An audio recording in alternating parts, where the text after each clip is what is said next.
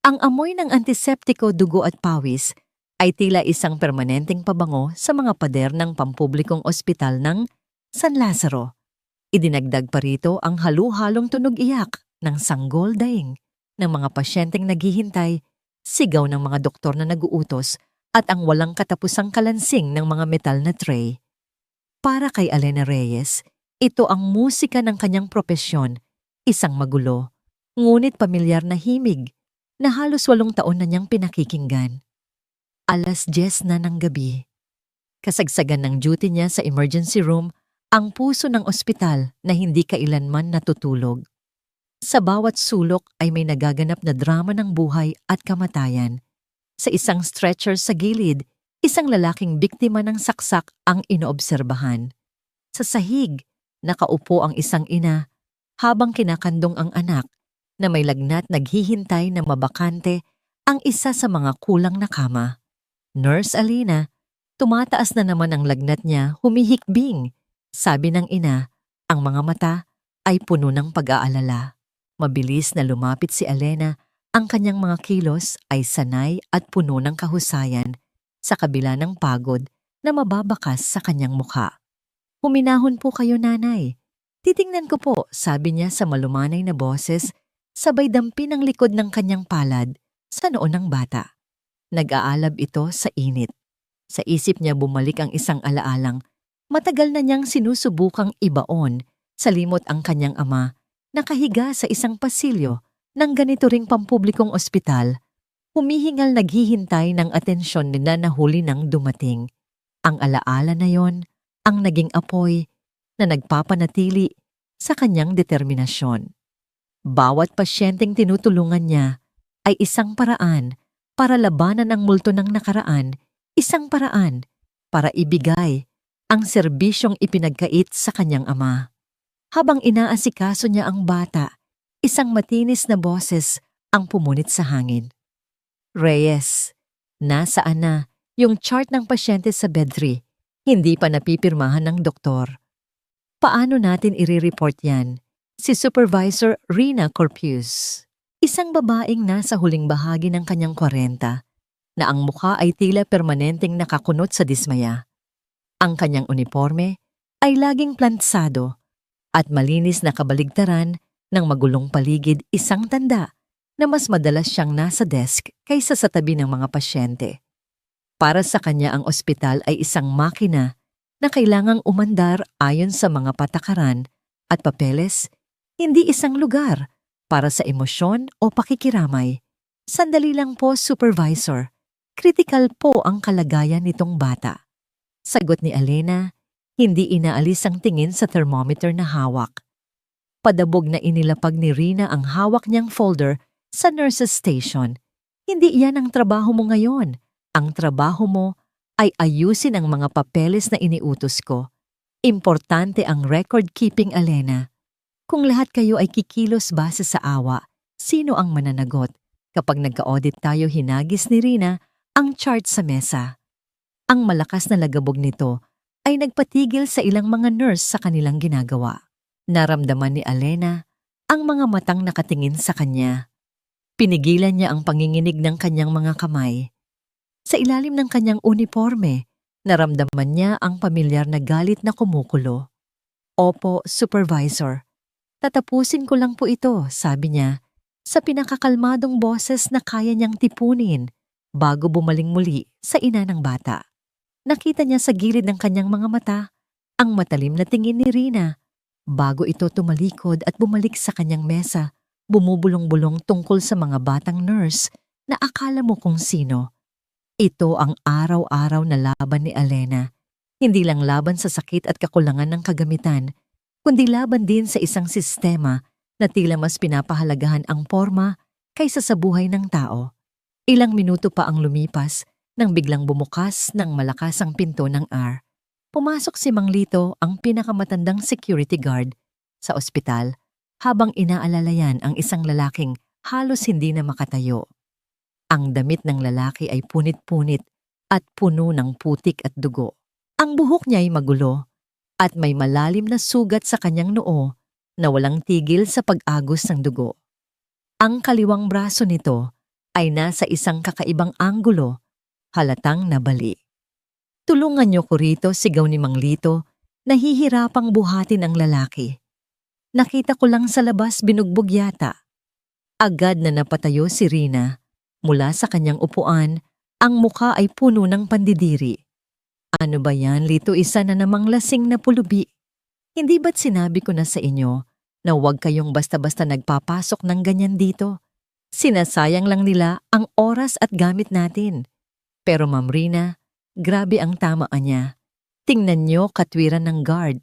Sumilip si Rina mula sa kanyang kinatatayuan ni hindi man lang lumapit. Sugat lang yan. Itabi niyo lang yan sa sulok. Kapag nahimasmasan yan sa kalasingan, aalis din yan mag-isa. Huwag niyong sayangin ang resources natin dyan. May mga totoong pasyente na naghihintay. Narinig ni Elena ang utos. Mula sa kanyang kinatatayuan, kitang-kita niya ang lalaki. Hindi amoy alak ang nangingibabaw, kundi ang amoy ng sariwang dugo. Bilang isang nurse, alam niya ang pagkakaiba. Nakita niya ang lalim ng sugat. Nakita niya ang pamumutla ng balat nito. Hindi ito simpleng kalasingan. Ito ay isang taong nasa bingit ng panganib. Supervisor, mas malala ang tama niya kaysa sa inaakala niyo, sabi ni Elena, dahan-dahang lumalapit sa stretcher kung saan inihiga ang lalaki. Kailangan siyang matingnan. Baka may internal bleeding siya. Hinarap siya ni Rina, ang mga matay nag-aapoy sa galit. Reyes, sinabi ko na, huwag mong pakialaman yan. May sinusunod tayong protocol dito.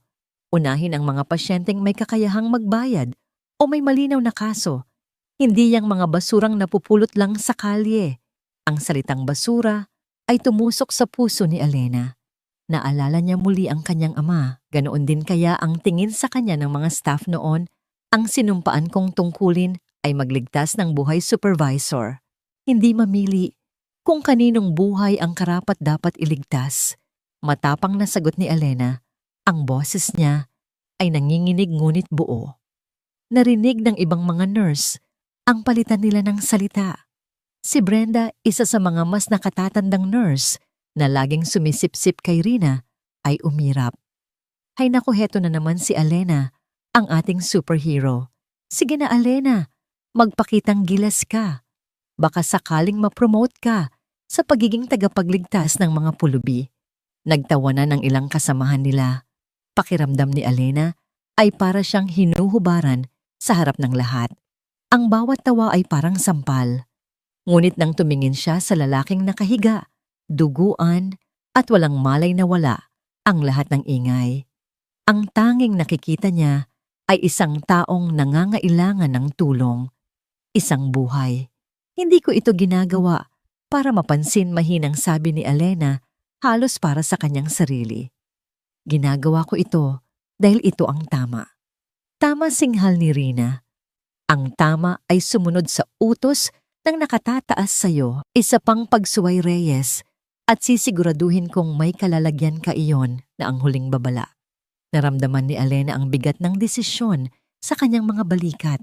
Ang kanyang trabaho ang tanging bumubuhay sa kanyang ina na may Alzheimer at sa kapatid niyang si Paulo na nag-aaral sa kolehiyo ay nakataya. Isang maling galaw at maaring mawala sa kanya ang lahat. Ngunit nang muli niyang titigan ang mukha ng dayuhan sa kabila ng dumi at dugo, may nakita siyang kakaiba. Hindi ito mukha ng isang taong lulong sa bisyo. May pino sa kanyang mga panga sa hugis ng kanyang ilong. Kahit ang kanyang mga kamay, bagamat marumi, ay hindi mukhang kamay ng isang taong buong buhay na nasa lansangan. Hindi na mahalaga. Kahit sino pa siya, isa siyang pasyente. Huminga ng malalim si Elena. Sa isang iglap, nagdesisyon siya. Nilagpasan niya si Rina na tila hindi niya ito nakikita. Dumiretso siya sa supply cabinet at kumuha ng gas sa antiseptiko at iba pang kailangan para sa first aid. Bawat hakbang niya ay tila bumibigat, alam niya ang bawat pares ng matang nakasunod sa kanya. Naramdaman niya ang nagbabagang galit ni Rina. Sa kanyang likuran, isang galit na kayang sumunog sa kanyang buong karera. Lumuhod siya sa tabi ng stretcher. Dahan-dahan niyang sinimulang linisin ang sugat sa noo ng lalaki. Ang kanyang mga kamay na kanina'y nanginginig sa galit at kaba ay naging kalmado at tiyak. Dito siya magaling. Ito ang kanyang mundo. Ang pag-aalaga. Ang pagpapagaling. Reyes, binabalaan kita.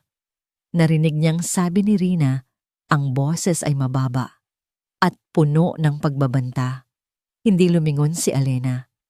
Itinuon niya ang lahat ng kanyang atensyon sa kanyang ginagawa. Sa bawat pagdampi ng gasa sa balat ng lalaki, tila mas lalong tumitibay ang kanyang loob. Sa gabing iyon, sa harap ng isang taong walang pangalan pinili ni Alena ang kanyang paninindigan. At alam niyang ang desisyong iyon ay babago sa lahat. Naging isang maliit na entablado ang paligid ng stretcher. Si Alena ang nasa gitna ng atensyon, nakaluhod habang ang mga kasamahan niya ay mga manonood na naghihintay sa kanyang pagbagsak. Ang bawat kilos niya ay tila sinusuri, bawat paggamit ng gasa ay tila isang kasalanan. Ngunit sa sandaling nagsimula siyang magtrabaho, ang lahat ng ingay sa paligid ay unti-unting nawala sa kanyang pandinig. Tanging ang pasyente na lang ang mahalaga. Sa ilalim ng maduming ilaw ng ear, maingat niyang nilinis ang sugat sa noo ng lalaki. Dugo at putik ang kanyang tinatanggal, ngunit habang lumilinaw ang mukha nito, mas lalo niyang napapansin ang mga detalye. Ang matangos na ilong, ang makapal na kilay, at ang mga labing kahit may sugat ay may itsura pa rin. Hindi ito ang tipikal na mukha ng isang taong sanay sa hirap ng lansangan. May bakas ng dignidad sa kanyang anyo, isang dignidad na pilit tinatabunan ng kanyang kasalukuyang kalagayan. Sa likuran niya ang bulungan ay naging lantarang pangungutya. Tingnan niyo si Saint Alena ng mga pulubi na rinig niyang, sabi ni Brenda, sapat na ang lakas para marinig ng lahat. Handang isakripisyo ang lisensya para sa isang taong marahil ay ni hindi maliligo bukas. Isang nurse na nagngangalang Roy ang tumawa. Baka may komisyon yan sa bawat patak ng gamot na sinasayang niya. Pahalik lang ng pasyente sa paa, bayad na. Ang mga salita ay parang maliliit na karayom na tumutusok sa kanyang balat, ngunit hindi niya hinayaang makita nila ang epekto. Itinuon niya ang kanyang pansin sa braso ng lalaki. Maingat niya itong sinuri. Malinaw na may bali. Kailangan itong masplint kaagad para maiwasan ang lalong pinsala. Si Miguel de Leon, ang lalaking kilala lamang nila bilang isang pulubi, ay hindi tulog. Nagbalik ang kanyang ulirat ilang minuto na ang nakalipas dala ng matinding sakit at ng malakas na boses ni Rina. Ngunit pinili niyang manatiling nakapikit ang kanyang katawan, ay manhid sa sakit, ngunit ang isip ay alerto. Una niyang naramdaman ang lamig ng metal na stretcher sa kanyang likod. Sumunod ang matinding kirot sa kanyang braso at ang pumipintig na sakit sa kanyang noo. Pagkatapos sa gitna ng lahat ng sakit, naramdaman niya ang isang bagay na halos nakalimutan na niya sa loob ng ilang linggong pagpapanggap, ang isang dampi na puno ng pag-iingat. Ang mga kamay sa kanyang muka ay malumanay. Ang paraan ng paglilinis sa kanyang sugat ay propesyonal at walang pag-aalinlangan. Ito ay mga kamay na sanay magpagaling, hindi manakit. Pagkatapos ay narinig niya ang mga boses. Ang bawat salita ay parang lason pulubi, basura sayang. Narinig niya ang pangalan ng babaeng nag-aalaga sa kanya, Alena. Narinig niya kung paano siya nilalait at hinahamak dahil sa pagtulong sa kanya. Narinig niya ang mga tawa. Sa ilalim ng stretcher, dahan-dahang ikinuyom ni Miguel ang kanyang kanang kamao. Ang bawat salitang batid ng pang-aalipusta ay parang isang dagok sa kanyang dibdib, hindi para sa kanya, kundi para sa babaeng buong pusong nag-aalaga sa isang taong ni hindi niya kilala. Naramdaman niya ang pamilyar na malamig na galit na dumadaloy sa kanyang mga ugat, isang galit na karaniwan niyang inilalaan para sa mga business rivals na sumusubok man lamang, hindi sa mga hamak na empleyadong nagpapakita ng kalupitan. Gusto niyang bumangon, gusto niyang isigaw kung sino siya. Gusto niyang makita ang pagkatulala sa kanilang mga mukha kapag nalaman nilang ang basurang kanilang nilalait ay ang taong nagmamay-ari ng kalahati ng mga gusaling nakikita nila sa syudad. Ngunit pinigilan niya ang sarili. Ang kanyang investigasyon ay mas malalim kaysa sa isang abusadong supervisor. Ang pagbubunyag ng kanyang pagkatao ngayon ay magbibigay babala sa mga taong nasa likod ng mas malaking kabulukan sa ospital. Para sa mas malaking laban, kailangan niyang manatiling isang pulubi sa gabing ito para sa kanya, para kay Alena. Natapos ni Alena ang paglilinis sa sugat sa noo. Kumuha siya ng malinis na benda at maingat itong inilagay. Ngayon ang braso naman. Kailangan niya ng pansamantalang splint. Tumayo siya para kumuha ng materyales mula sa kabilang estante. Sa kanyang pagtayo si Brenda na may dalang isang maliit na palanggana ng maruming tubig na pinaglinisan ng ibang gamit ay naglakad papalapit sa kanyang direksyon. Ang kanilang mga landas ay sadyang pinagtagpo. Ay naku, pasigaw na sabi ni Brenda na tila sinadyang matisod malapit kay Alena. Ang palanggana ay tumagilid. Ang marumi at mamulang tubig ay tumilapon at ang malaking bahagi nito ay bumasa sa malinis na uniforme ni Alena mula sa hita pababa. Isang sandali ng katahimikan ang namayani. Oops, sorry Alena. Hindi kita nakita, sabi ni Brenda. Ang kanyang boses ay puno ng huwad na pag-aalala habang ang mga mata ay nangaasar. Tumingin siya sa sahig na nabasa, pagkatapos ay kay Alena. Dumi para sa basurero, bulong niya sapat lang na marinig ni Alena at ng mga katabi nila. Dumi para sa taga-kolekta ng basura. Naramdaman ni Alena na uminit ang kanyang mga pisngi. Ang kahihiyan ay parang isang mainit na likidong kumalat sa buo niyang katawan. Narinig niya ang mahinang hagikgikan mula sa ibang mga nurse. Naramdaman niya ang bawat matang nakatitig sa mantsa sa kanyang uniforme, isang simbolo ng kanyang katayuan sa kanilang paningin. Ipinikit niya ang kanyang mga mata sa loob ng isang segundo. Huminga siya ng malalim, pilit na pinapakalma ang nagngangalit na damdamin sa kanyang dibdib. Ang sumagot ay pagkatalo. Ang magalit ay ang pagbibigay sa kanila ng kasiyahang hinahanap nila. Walang salitang namutawi sa kanyang bibig. Iminulat niya ang kanyang mga mata, kinuha ang kailangan niyang splint materials at bumalik sa tabi ng stretcher na para bang walang nangyari. Ang kanyang katahimikan ay mas malakas kaysa sa anumang sigaw. Pinanood ni Miguel ang lahat. Ang tila aksidenteng pagdulas, ang mapanuyang paumanhin, ang nakakainsultong bulong. Nakita niya ang panandaliang sakit sa mukha ni Alena bago ito napalitan ng isang bakal na determinasyon. Ang babaeng ito ay hindi lamang mabait. Siya ay matatag, isang bakal na binalot sa seda. Natapos ni Alena ang paglalagay ng pansamantalang splint sa braso ng lalaki. Maingat niyang kinumutan ito. Tiningnan niya ang vital signs monitor. Stable naman, sa kabila ng lahat nagawa niya ang kanyang trabaho. Nagawa niya ang tama. Tumayo siya, handa ng itala ang kanyang mga ginawa sa isang pansamantalang chart. Ngunit bago pa siya makahakbang, si Supervisor Rina ay nakatayo na sa kanyang harapan, may hawak na clipboard at ballpen. Ang mukha ni Rina ay walang emosyon na lalong nakakatakot. Magaling, Reyes! Nagtagumpay ka sa iyong pagpapakitang gilas, sabi ni Rina sa isang malamig at opisyal na tono. Ngayon, harapin mo ang resulta ng iyong katigasan ng ulo. Sa harap ng lahat, nagsimulang magsulat si Rina sa isang incident report form. Ang bawat paggalaw ng kanyang ballpen sa papel ay tila isang hatol. Dahil sa iyong hayagang pagsuway sa isang direktang utos, pag-aaksaya ng kagamitan ng ospital na para sana sa mga lehitimong pasyente at kawalan ng respeto sa iyong nakatataas, deklara ni Rina habang patuloy sa pagsusulat, opisyal kong inirerekomenda ang isang formal na disciplinary action laban sa iyo. Ito ang iyong kopya ng incident report para sa insubordination. Inabot niya ang isang papel kay Alena.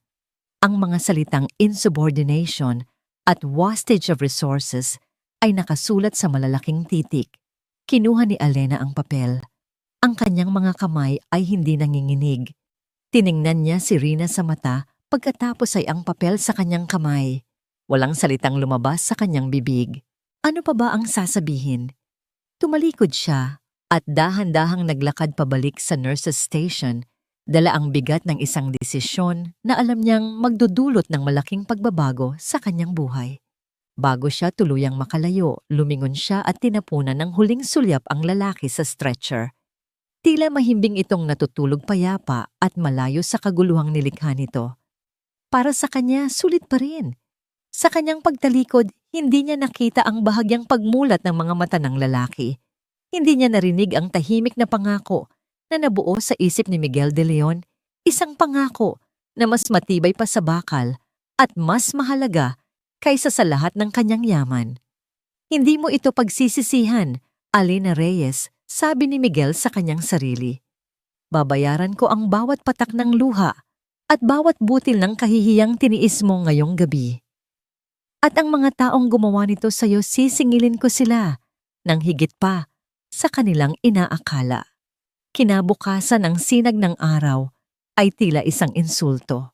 Para kay Alena, na halos hindi nakatulog ang liwanag, ay nagpapaalala lamang ng bigat ng problemang haharapin niya.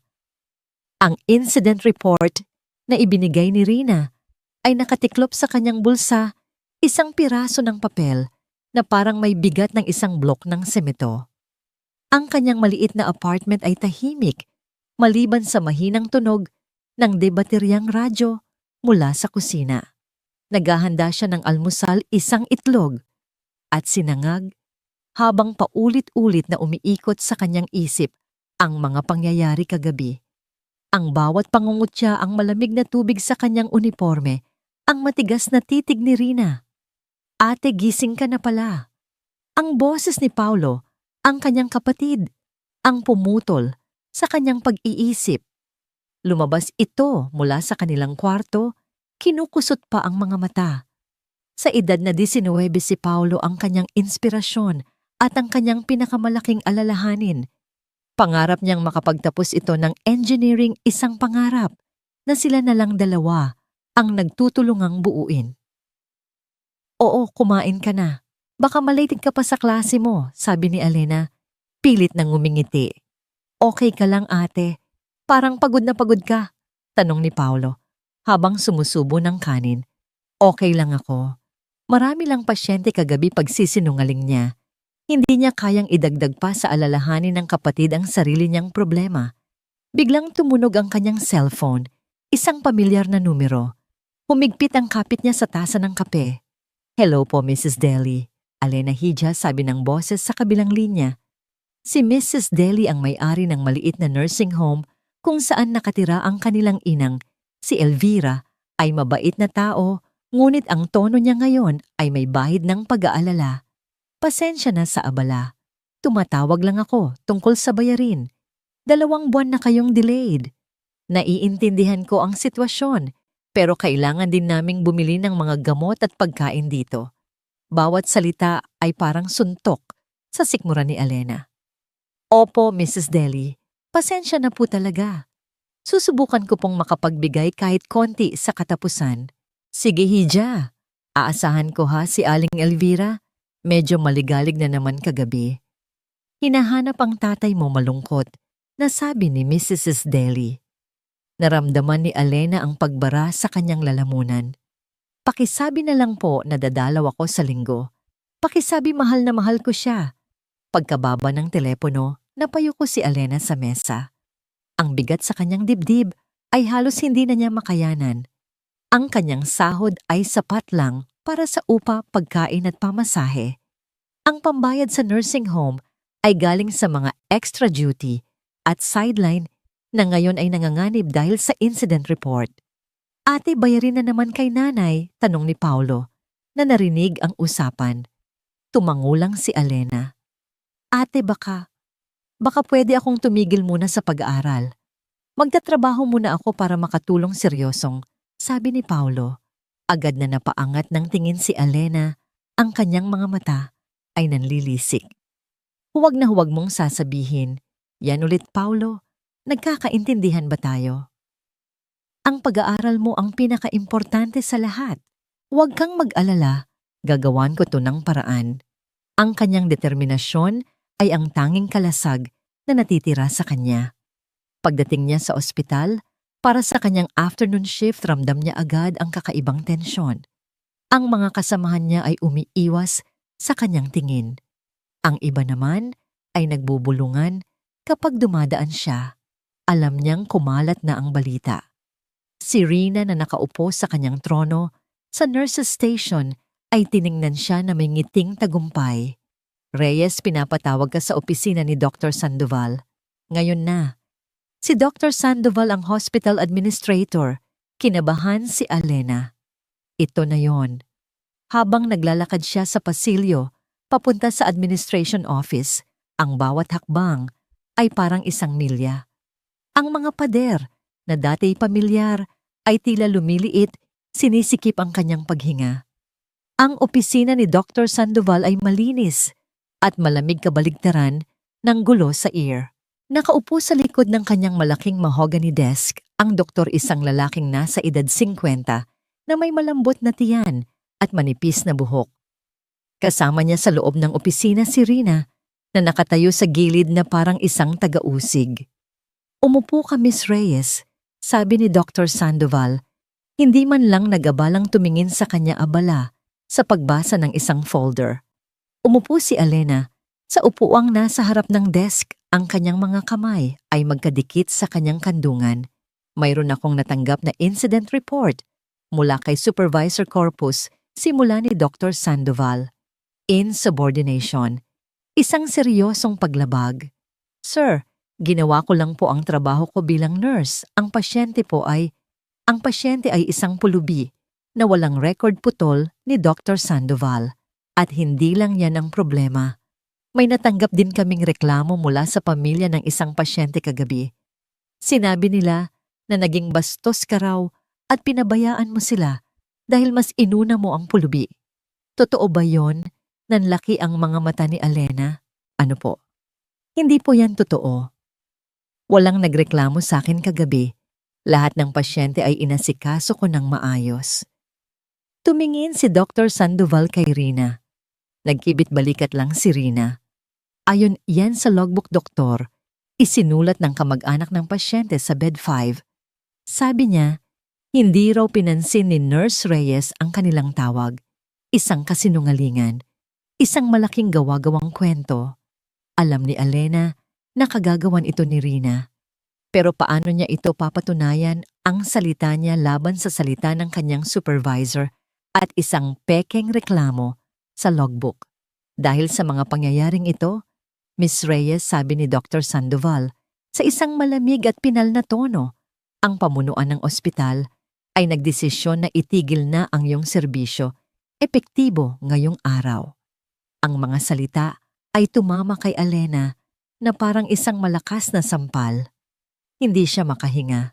"Tinatanggal niyo po ako, pero 8 taon na po ako dito. Wala akong kahit anong record ng paglabag. Sir, parang awa niyo na kailangan ko po ang trabahong to." Naramdaman niya ang pag-init ng kanyang mga mata.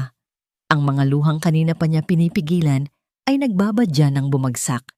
Hindi po yan makatarungan. Alam niyo pong hindi yan totoo. Sa unang pagkakataon, tiningnan siya ni Dr. Sandoval sa mata. At sa mga matang yon, walang awa siyang nakita. Tanging pagkainis, na para bang isa lang siyang abala na kailangang alisin. Ang desisyon ay pinal na Miss Reyes. "Maaari mo nang kunin ang iyong mga gamit at lumabas. Ibibigay ng HR ang iyong huling sahod." Tumayo si Alena, nanginginig ang kanyang mga tuhod.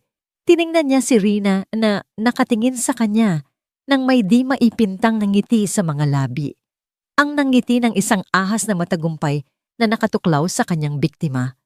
"Hindi ninyo ito pwedeng gawin sa akin," bulong ni Alena. Ang boses ay basag. "Nagawa na namin," sagot ni Rina. Lumabas si Alena sa opisina na parang isang zombie. Ang mundo sa paligid niya ay umikot. Ang mga tunog ng ospital ay naging isang walang kahulugang ingay. Dinaanan niya ang ear. Nakita niya ang kanyang mga kasamahan. Ang ilan ay umiwas ng tingin, tila nahihiya. Ang iba, tulad ni Brenda, ay nakangisi. Naglakad siya palabas ng pinto ng ospital, ang parehong pinto na 8 taon niyang pinasukan ng may pag-asa at dedikasyon. Ngayon, para siyang isang kriminal na itinataboy. Nasa labas na siya ng gate nang bumuhos ang malakas na ulan na para bang nakikidalamhati ang langit sa kanya. Hindi siya nag-abalang sumilong. Hinayaan niyang basain ng ulan ang kanyang buhok at mukha upang itago ang mga luhang. Hindi na niya mapigilan. Wala na siyang trabaho. Paano na ang kanyang ina? Paano na si Paulo? Sa ilalim ng malakas na buhos ng ulan, sa gitna ng ingay ng trapiko, naramdaman ni Alena ang isang klase ng kawalan ng pag-asa na hindi niya pa naramdaman kailanman. Para siyang isang dahon na tinangay ng hangin, walang direksyon, walang patutunguhan. Sa gabing iyon sa ospital na kanyang iniwan, may isang pekeng reklamo sa logbook na nagsilbing huling pako sa kanyang kabaong, isang patunay na sa isang bulok na sistema ang katarungan ay madaling ipagkait. Ang mga sumunod na araw ay naging isang malabong pagkakasunod-sunod ng pagtanggi at katotohanan. Sa umaga, gumigising si Alena. Sa parehong oras, naghahanda ng almusal at nagpapaalam kay Paulo na papasok na sa trabaho. Ngunit sa halip na sumakay ng jeep papuntang ospital, naglalakad siya papunta sa isang kalapit na parke. Doon siya umuupo sa isang bangko, hawak ang isang folder ng kanyang resume, pinapanood ang mga taong nagmamadali sa kanilang mga buhay habang ang sa kanya ay biglang huminto. Hindi niya masabi kay Paulo ang katotohanan. Ang kahihiyan ay mas mabigat pa kaysa sa takot. Paano niya sasabihin sa kapatid na ang ate nitong laging nangangaral tungkol sa pagiging matatag ay bigo, na ang pundasyon ng kanilang munting pamilya ay gumuho? Bawat araw nilalakad niya ang init ng Maynila, pumapasok sa bawat pribadong klinika at maliit na ospital na kanyang nakikita, nagbabaka sakaling may bakanting posisyon. Ngunit ang sagot ay laging pareho. We're not hiring right now. We'll call you. Bakit ka umalis sa San Lazaro termination? Ang huling tanong ang pinakamasakit. Ang salitang terminated ay isang pulang bandera. Isang mantsa sa kanyang 8 taong malinis na serbisyo. Walang gustong kumuha ng isang nurse na tinanggal sa trabaho dahil sa insubordination. Ang kwento ay nauna pa sa kanya. Isang hapon pagod at pinagpapawisan, umupo siya sa isang waiting shed. Binuksan niya ang kanyang wallet. 200 piso na lang ang natitira. Ang upa ay malapit ng kailanganing bayaran. Ang tawag ni Mrs. Deli ay parang alarm clock sa kanyang isip. Napatingin siya sa isang anunsyo na nakadikit sa poste, wanted janitress for office building. Urgent hiring. Tinitigan niya ito ng matagal. Janitress. Malayo sa kanyang unipormeng puti, sa stethoscope na laging nakasabit sa kanyang leeg sa paggalang na kaakibat ng pagiging isang nurse. Ngunit ang gutom ay hindi namimili ng propesyon. Ang pangangailangan ay hindi marunong mahiya. Kinopya niya ang numero sa isang piraso ng papel. Kinabukasan hindi na siya nagsuot ng kanyang pinakamatinong damit. Isang simpleng t-shirt at maong lang. Nagpunta siya sa address isang mataas na gusali sa Ortigas. Ang interview ay mabilis. Walang tanong tungkol sa nakaraan. Ang mahalaga lang ay kung kaya niyang maglinis at kung maaasahan siya. You can start tomorrow, sabi ng supervisor, isang babaeng may matabang braso at matigas na boses. Ang sahod ay minimum. May uniforme pero kailangan mong bayaran. Ibabawas sa unang sahod mo. Tumango si Alena. Sige po, tatanggapin ko po. Nang gabing iyon, nagsinungaling siya kay Paulo. Pinalipat ako ng ospital sa Ortigas. Mas maganda daw doon. Ang bigat ng kasinungalingan ay dumagan sa kanyang dibdib. Ang unang araw niya bilang janitress ay isang pagsubok sa kanyang katatagan. Ang kanyang mga kamay na sanay sa paghawak ng hiringgilya at pag-aalaga sa pasyente ay ngayon humahawak ng mop at basahan. Ang amoy ng antiseptiko ay napalitan ng amoy ng floor wax at panlinis ng banyo. Ang mga taong dati tinatawag siyang Nurse Alena ay ngayon nilalagpasan lang siya na parabang hindi siya umiiral, isang anino na nagpapanatiling malinis sa kanilang dinadaanan. Isang linggo ang lumipas. Bawat gabi, umuuwi siyang pagod na pagod ang kanyang mga buto at kalamnan ay nananakit sa paraang hindi niya naranasan noon. Ang kanyang mga palad ay nagkakaroon ng kalyo, ngunit mas masakit pa ang sugat sa kanyang loob. Isang Sabado ng hapon maaga siyang umuwi. Pagod na pagod, gusto na lang niyang mahiga. Ngunit wala si Paulo sa apartment. Naisip niya baka may group project sa eskwela. Naghanda siya ng merienda at hinintay ito. Dumating si Paulo pagdilim na. Ang kanyang damit ay may mga mantsa ng alikabok at ang kanyang mukha ay pagod. May dala siyang isang maliit na supot ng plastik na naglalaman ng tinapay. "Saan ka galing? Bakit ganyan ang itsura mo?" tanong ni Alena. May pag-aalala. Sa eskwela lang ate. Nag-practice kami ng basketball." Mabilis na sagot ni Paulo, iniiwasan ang kanyang tingin. Hindi naniwala si Alena. May kakaiba sa kilos ng kapatid. Kinabukasan Linggo maagang umalis ulit si Paulo. Sinabi nitong may gagawin ulit sila sa eskwela. Nagduda na si Alena. Kinabahan siya. Dahan-dahan pumasok siya sa kanilang kwarto. Binuksan niya ang aparador ni Paulo. Sa ilalim ng mga damit nakita niya ang isang pares ng construction boots na puno ng tuyong semento at isang hard hat. Ang katotohanan ay sumampal sa kanya nang mas malakas pa kaysa sa ulan nung araw na siya'y natanggal. Hinintay niya si Paulo. Nang dumating ito pagod at marumi ulit, hinarap niya ito. Hawak ang construction boots. "Ano to?" Paulo tanong niya. Ang boses ay nanginginig sa pinaghalong galit at sakit. "Akala ko ba may group project ka?" Natigilan si Paulo. Namutla siya. "Ate, magpapaliwanag ako. Magpapaliwanag ka na ano? Na nagsisinungaling ka sa akin, na nagtatrabaho ka sa construction site. Alam mo ba kung gaano kadelikado doon tumataas na ang boses ni Alena? Kailangan, ate, nakita kong nahihirapan ka. Ayokong maging pabigat sigaw." Pabalik ni Paulo, ang kanyang mga mata ay puno ng hinanakit. "Pabigat? Kailanman, hindi ka naging pabigat sa akin, Paulo." Ang mga luha ay nagsimula nang mamuo sa mga mata ni Alena. "Ginagawa ko ang lahat para sa'yo, para sa pangarap mo, tapos sisirain mo lang ng ganito." "Anong lahat? Ate, nakikita kong pagod ka araw-araw. Halos hindi ka na natutulog." "Hindi ako bulag. Gusto ko lang tumulong." "Hindi, yan ang tulong na kailangan ko," sigaw ni Alena. Ang lahat ng kanyang pinipigil na sama ng loob, pagod at kahihiyan sa mga nagdaang linggo ay biglang sumabog. "Ang kailangan ko ay mag-aral ka ng mabuti." Yun lang. Sa sobrang bigat ng kanyang damdamin, hindi na niya napigilan ang sarili. Itinaas niya ang kanyang kamay at isang malakas na sampal ang dumapo sa pisngi ni Paulo. Pak, ang tunog ay umalingaw-ngaw sa kanilang maliit na sala. Natigilan silang pareho. Si Paulo hawak ang kanyang namumulang pisngi, tumingin kay Alena nang may hindi makapaniwalang sakit sa kanyang mga mata. Si Alena, nanginginig ang kamay, tiningnan ng kapatid na para bang ngayon lang niya nakita ang ginawa. "Paulo, anak, hindi ko sinasadya. Ngunit huli na. Ginagawa mo lahat para sa akin," sabi ni Paulo. Ang boses ay basag at puno ng pait. "O ginagawa mo yan para sa sarili mo, ate.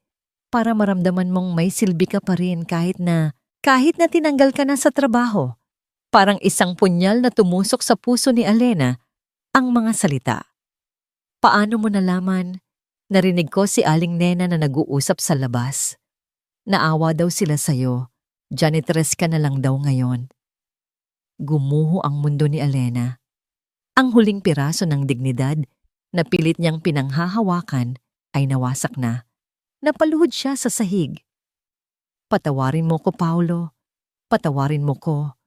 Humahagulgol niyang sabi, hindi dahil sa sampal, kundi dahil sa lahat ng kabiguan.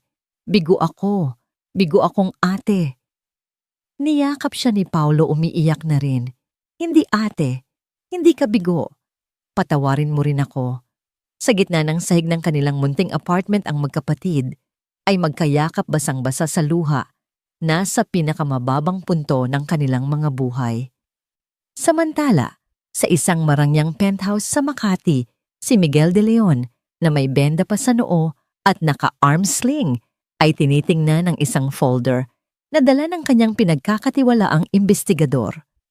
Ang folder ay naglalaman ng mga litrato ni Elena na naglalakad ng walang direksyon.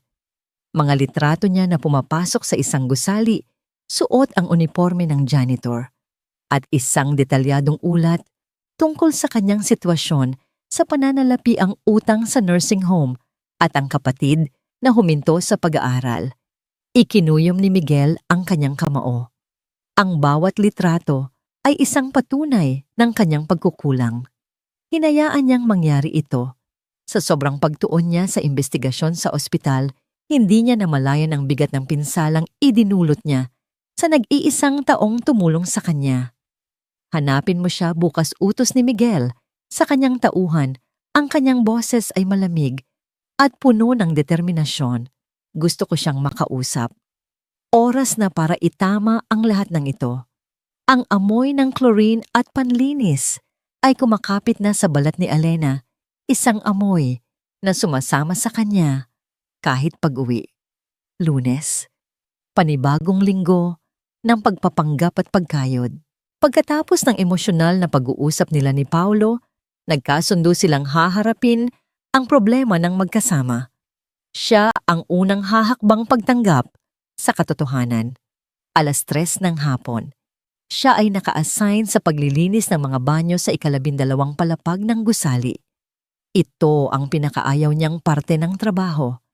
Ang paglilinis ng inidoro, pagpupunas ng sahig na basa sa ihi, pagtatanggal ng basura ng iba. Bawat kilos ay isang paalala kung gaano kalayo na ang kanyang ibinagsak. Habang nakaluhod siya, kinukuskos ang mantsa sa tiles ng banyo ng mga lalaki. Narinig niya ang pagbukas ng pinto. Hindi niya ito pinansin. Sanay na siyang may mga pumapasok at lumalabas na para bang isa lang siyang muebles sa paligid. Ngunit ang mga yabag na ito ay iba. Mabagal, may bigat at may pag-aalinlangan. Huminto ito sa mismong likuran niya. Naramdaman ni Elena ang isang anino-nino na tumabon sa kanya. "Excuse me, miss." Isang boses ng lalaki. Malalim at formal. Hindi ang tipikal na boses ng isang empleyadong nagmamadali. Dahan-dahang lumingon si Elena. Ang kanyang mukha ay nasa sahig pa rin. Ang una niyang nakita ay isang pares ng napakakintab at mamahaling sapatos na katad. Italyano sa unang tingin. Dahan-dahan niyang itinaas ang kanyang paningin. Ang sapatos ay konektado sa isang pares sa bango ng plansadong-plansadong navy blue suit pants. Pagkatapos ay isang mamahaling leather belt, isang puting-puting long-sleeved shirt at isang sutlang kurbata. Nang marating ng kanyang mga mata ang mukha ng lalaki, natigilan siya. Ang lalaki ay matangkad, nasa mga huling bahagi ng kanyang 30 taon. Ang buhok ay maayos na nakagupit. Ang kanyang panga ay matatag. Ngunit ang mga mata, may pamilyar sa mga matang yon. Isang klase ng intensidad at talino na hindi niya malilimutan. Sa noo nito ay may isang maliit na peklat na halos natatakpan ng buhok, nasa eksaktong lugar kung saan niya ginamot ang sugat ng pulubi. Nanatili siyang nakaluhod. Hawak ang basahan, nakatingala sa lalaking ito na tila nagmula sa ibang mundo. "Maari ko bang malaman kung ikaw si Elena Reyes?" Tanong ulit ng lalaki. Ang boses ay mas malumanay ngayon. Dahan-dahang tumayo si Elena, pinunasan ang kanyang nangingilid na palad sa gilid ng kanyang uniforme. Naramdaman niya ang kahihiyan. Heto siya, amoy panlinis Suot ang maluwag at kupas na unipormeng asul, kaharap ang isang taong halatang nagkakahalaga ng milyones. Ako nga po. Ano po ang kailangan ninyo? Sir, kung may problema po sa banyo, tatawagin ko na lang po ang super. Hindi mabilis na putol ng lalaki. Ikaw ang sadya ko, Alena. Kumunot ang noo ni Alena. Nagkakamali po yata kayo. Hindi po tayo magkakilala. Tinitigan siya ng lalaki. Nang ilang segundo ang mga mata nito ay tila binabasa ang bawat linya ng pagod at hirap sa kanyang mukha. Pagkatapos isang maliit na ngiti ang sumilay sa mga labi nito. Sigurado ka bang hindi tayo magkakilala? Sa sandaling iyon, sa ngiting iyon, ang lahat ay nag-ugnay sa kanyang isip. Ang mga mata, ang peklat, ang hugis ng mukha, para siyang binuhusan ng malamig na tubig. Ang imahe ng duguan at walang malay na lalaki sa stretcher ay biglang nagpatong sa imahe ng eleganteng estranghero sa kanyang harapan. Parehong tao. Hindi maaari bulong ni Alena na paatras ng isang hakbang hanggang sa ang kanyang likod ay tumama sa malamig na pader ng banyo. Ang lalaking tinulungan niya. Ang pulubing naging dahilan ng pagkatanggal niya sa trabaho. Ang taong inakala niyang isa lang sa maraming walang pangalan at walang mukhang biktima ng lansangan ay nakatayo sa kanyang harapan, suot ang isang damit na mas mahal pa marahil sa kanyang taonang sahod. Nalaglag ang hawak niyang basahan sa sahig na may kasamang mahinang tunog. Nagsimulang manginig ang kanyang mga tuhod. Ako nga, Alena, sabi ng lalaki. Ang boses ay puno ng isang emosyon na hindi niya mawari pagsisisi pa sa salamat awa. Ang pangalan ko ay Miguel de Leon. At ikaw? Iniligtas mo ang buhay ko. Ang pangalang Miguel de Leon ay umalingaw-ngaw sa kanyang isip. Hindi niya ito kilala, ngunit ang pangalan ay may bigat, may kapangyarihan. Ngunit hindi iyon ang mahalaga sa sandaling iyon. Ang mahalaga ay ang katotohanan na nasa kanyang harapan. Ang pagkalito ay mabilis na napalitan ng isang nag-aalab na damdamin, alit. Isang dalisay at nagngangalit na galit na nagsimula sa kanyang sikmura at mabilis na umakyat sa kanyang dibdib. Ikaw, sabi niya, ang boses ay nanginginig sa galit. Alam mo ang lahat ng nangyari. Narinig mo sila. Pinanood mo lang ako habang nilalait nila. Habang pinapahiya, nawala ang namal ang ngiti sa mukha ni Miguel. Alena, pakinggan mo muna ako. Pakinggan ka, halos pasigaw na. Sabi ni Alena, hindi na alintana kung may makarinig sa kanila. Pinanood mo lang akong mawalan ng trabaho. Hinayaan mong mangyari ang lahat ng... To bakit? Dahil isa lang itong laro para sa'yo. Isang eksperimento. Para malaman kung ano ang pakiramdam ng maging mahirap. Bawat salita ay isang akusasyon, isang saksak na puno ng sakit at pait ng mga nagdaang linggo. Ang lahat ng kanyang tiniis, ang gutom, ang kahihiyan, ang pag-aalala, ang away nila ni Paulo, lahat ay dahil sa lalaking ito. Hindi ganoon, Alena. Mas komplikado ang sitwasyon, sabi ni Miguel, humakbang palapit. Huwag kang lalapit sa akin, sigaw ni Alena. Sa sobrang bigat ng kanyang emosyon, hindi na niya napigilan ang sarili. Itinulak niya si Miguel ng buong lakas. Umalis ka, ayoko nang makita pa ang pagmumukha mo. Natamaan si Miguel sa dibdib. Napaatras siya ng bahagya, nagulat sa lakas ng tulak ni Alena. Nakita niya ang mga luha na namumuo sa mga mata nito, mga luha ng galit, hindi ng lungkot. Tumalikod si Alena at mabilis na tumakbo palabas ng banyo. Palabas ng gusali, palayo, sa kanya palayo, sa katotohanang mas masakit pa kaysa sa lahat ng kasinungalingan. Iniwan niyang nakatayo si Miguel de Leon sa gitna ng banyong amoy chlorine kasama ang nahulog na basahan sa sahig. Napabuntong hininga si Miguel, isang buntong hiningang puno ng bigat. Alam niyang ganito ang magiging reaksyon ni Alena. Inaasahan na niya. Ngunit ang makita ang dalisay na sakit sa mga mata nito ay mas masahol pa kaysa sa inaasahan na niya. Ang katotohanan ay lumabas na, ngunit sa halip na maging lunas ito, ay naging isang panibagong sugat, mas malalim at mas sariwa. Tumakbo si Alena ng walang direksyon. Ang mga luha ay malayang dumadaloy sa kanyang mga pisngi, hinaluan ng pawis at ng galit na hindi niya mailabas. Nilagpasan niya ang kanyang supervisor na sumisigaw ng kanyang pangalan. Hindi niya pinansin. Nagpatuloy siya sa pagtakbo hanggang sa marating niya ang isang abalang kalsada kung saan ang ingay ng mga busina at makina ay bahagyang tumabon sa sigaw ng kanyang puso. Sumakay siya sa unang jeep na dumaan hindi alintana kung saan ito papunta. Kailangan niya lang makalayo. Habang nasa biyahe nakatingin lang siya sa labas ng bintana, ngunit hindi niya nakikita ang mga gusali at mga tao. Ang nakikita niya lang ay ang mukha ni Miguel de Leon una bilang isang sugatang pulubi, pagkatapos ay bilang isang makapangyarihang bilyonaryo. Nagsinungaling ang lahat. Ang mundo ay isang malaking kasinungalingan. Gabi na nang umuwi siya sa kanilang apartment.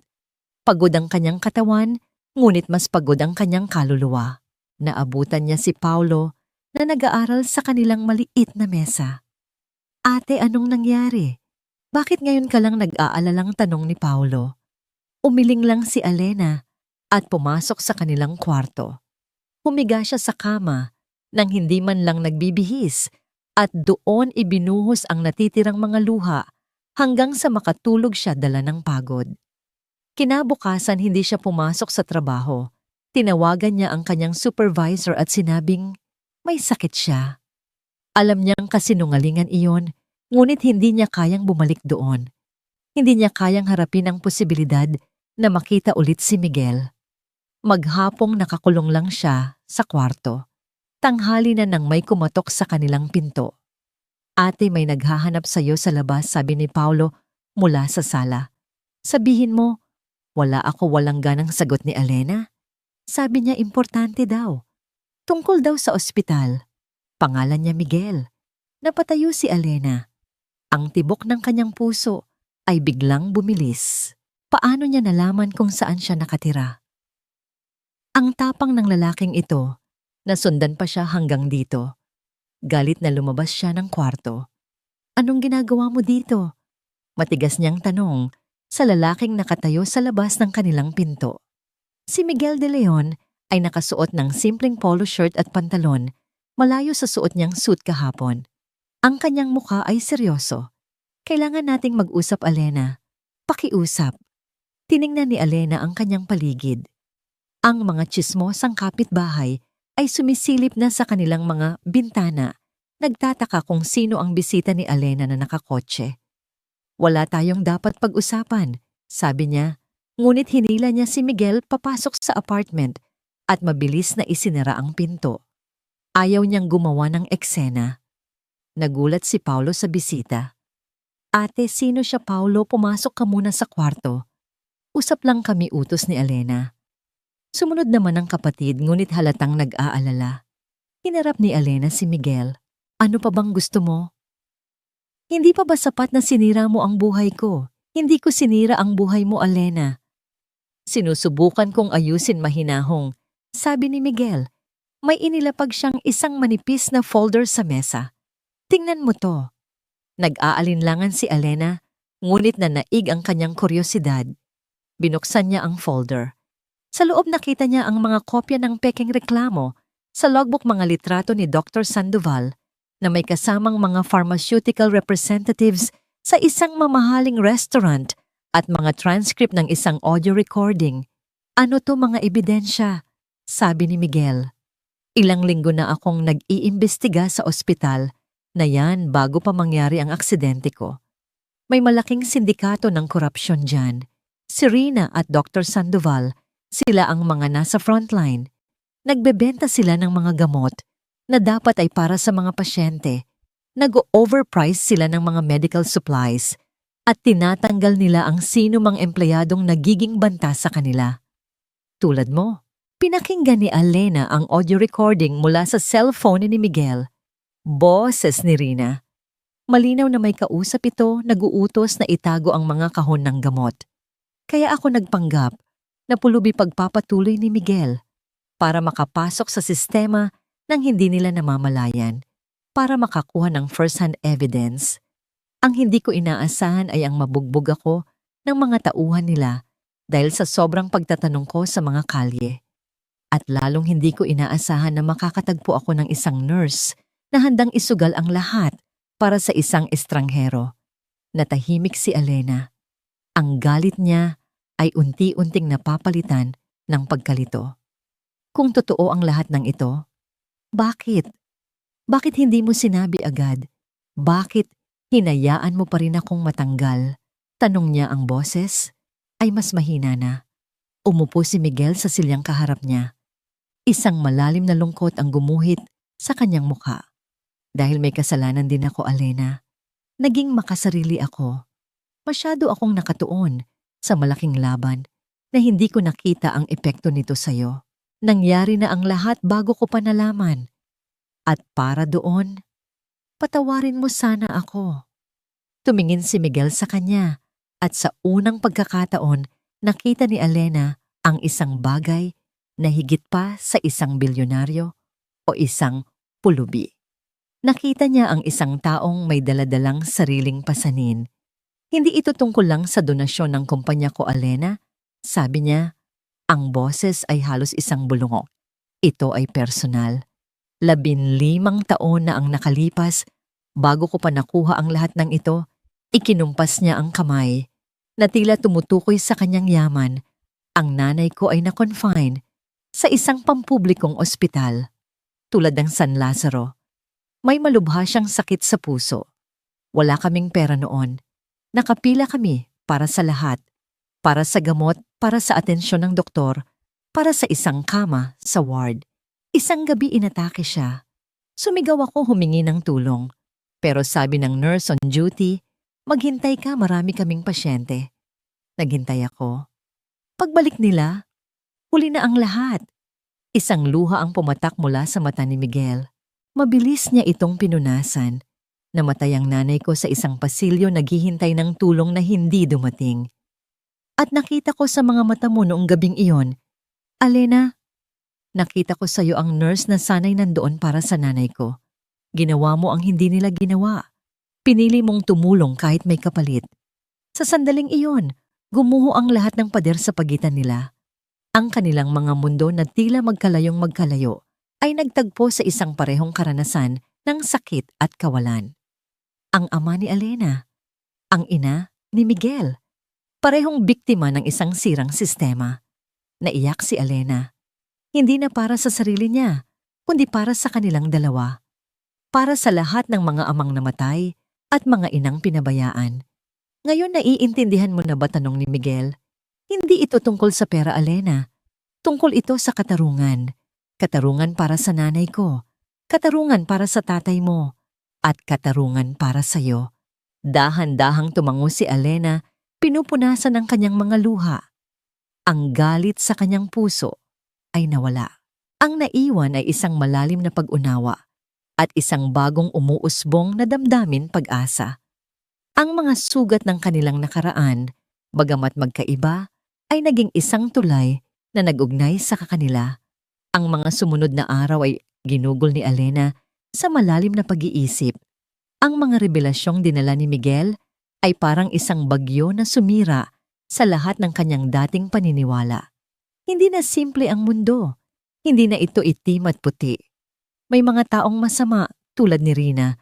Ngunit meron ding mga taong tulad ni Miguel na handang gawin ang lahat para sa katarungan kahit na sa paraang hindi niya lubos na maintindihan.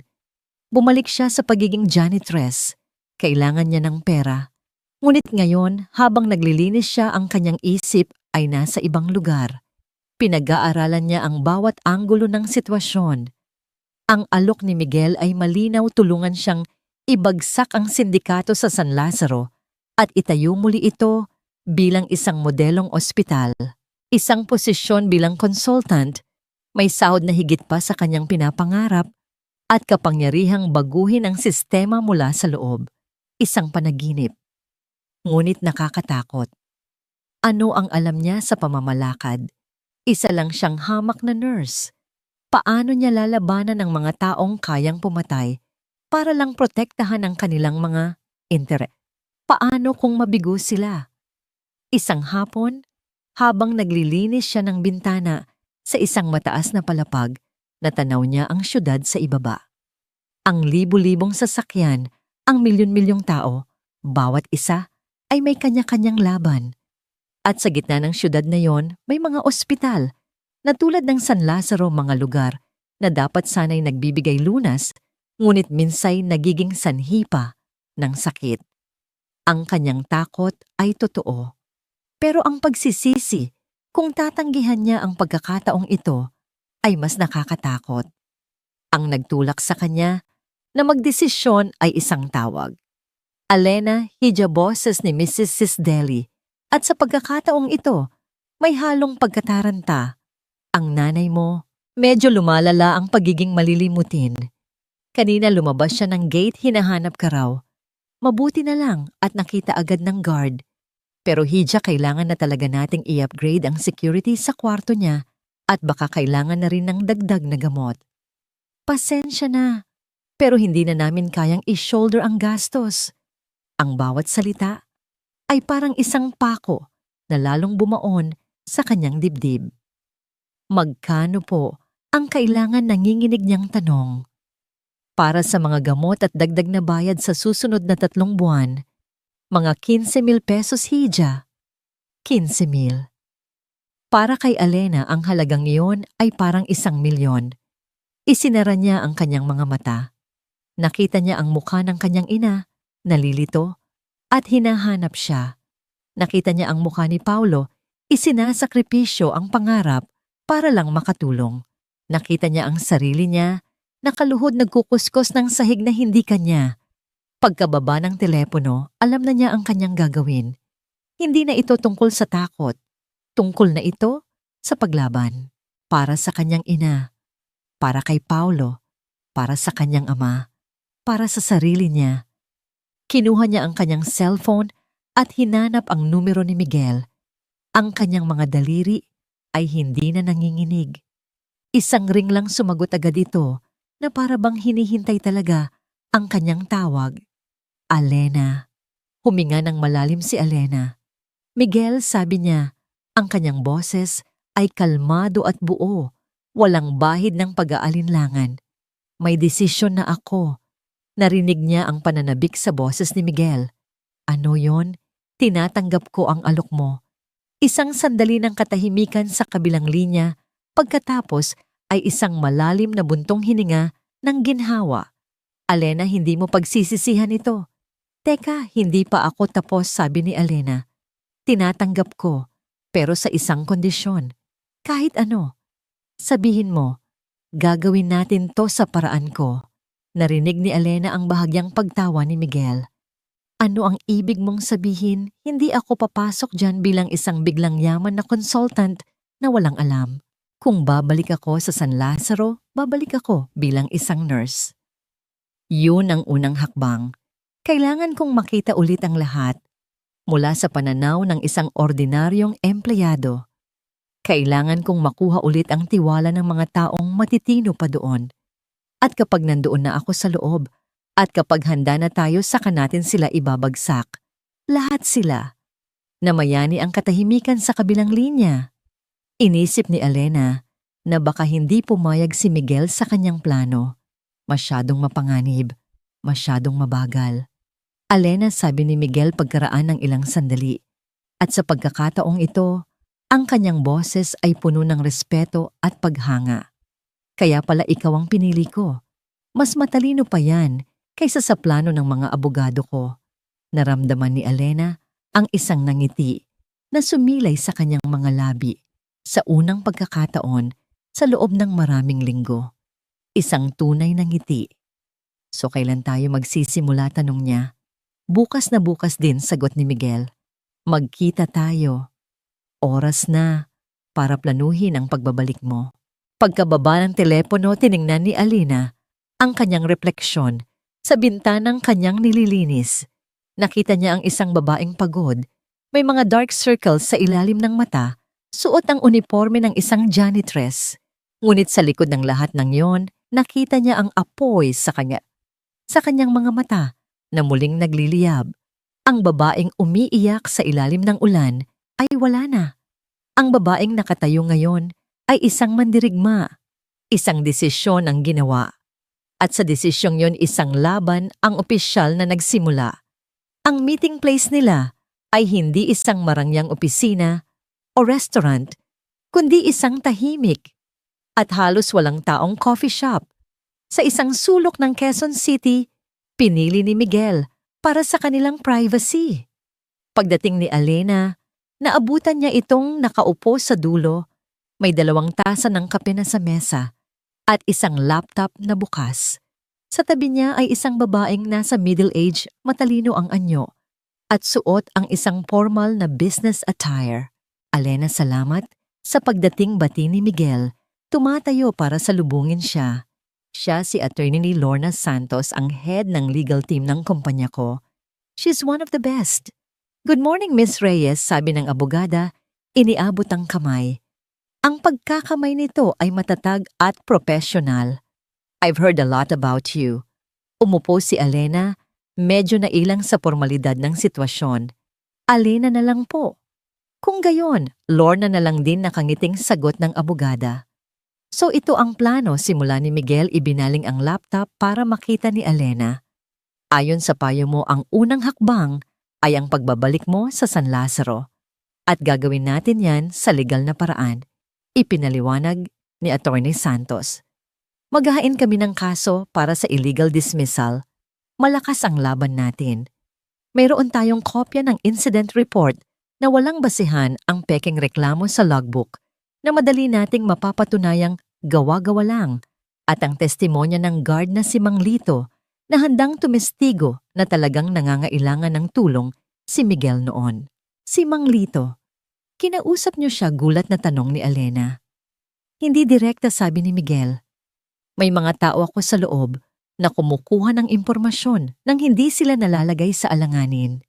Si Mang Lito, malapit na siyang mag-retire. Pagod na siya sa sistema. Isang tamang tulak lang at kakampi na natin siya.